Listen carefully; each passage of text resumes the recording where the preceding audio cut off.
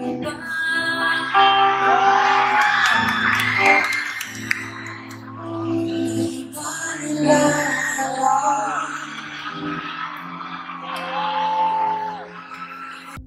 yung Arthur Neri ng records, tatahi-tahimik pero yun pala, kayang pumuno ng Araneta Coliseum.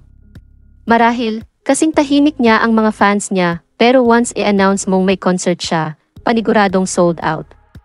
Una niyang pinuno ang New Frontier Theater noong July 2022, 2 years after his pandemic launch, testing the waters pa ang Viva noon sa kanya.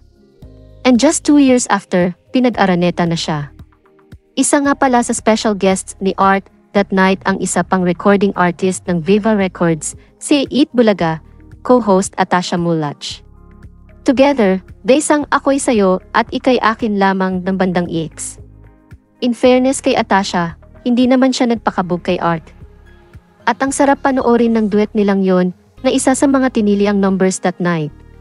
Kilig na kilig ang mag-asawang Aga Mulach at Charlene Gonzalez na paminsan-minsan ay pinapakita sa LG screen ng Araneta sa live guesting gig na ito ni Tash.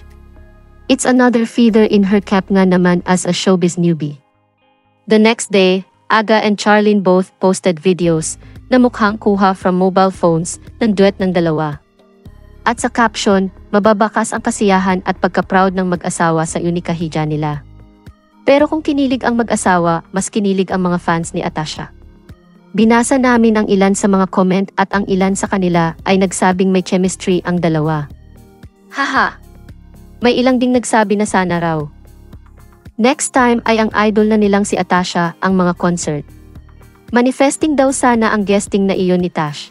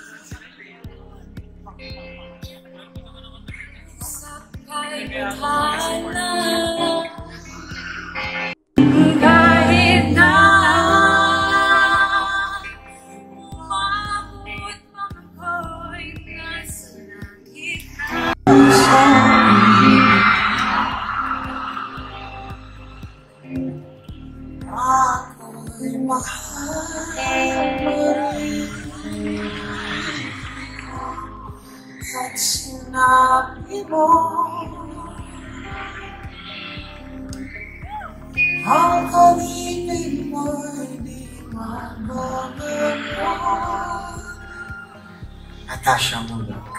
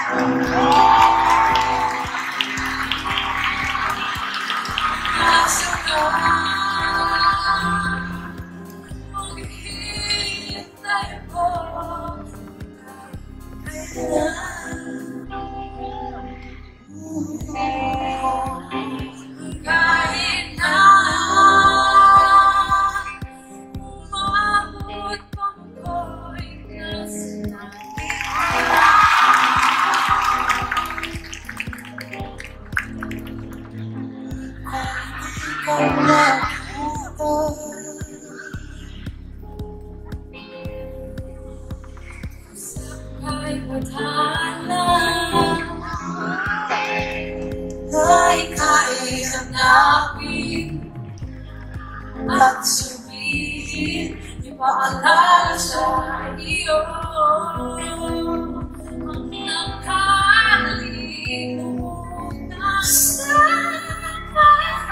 That's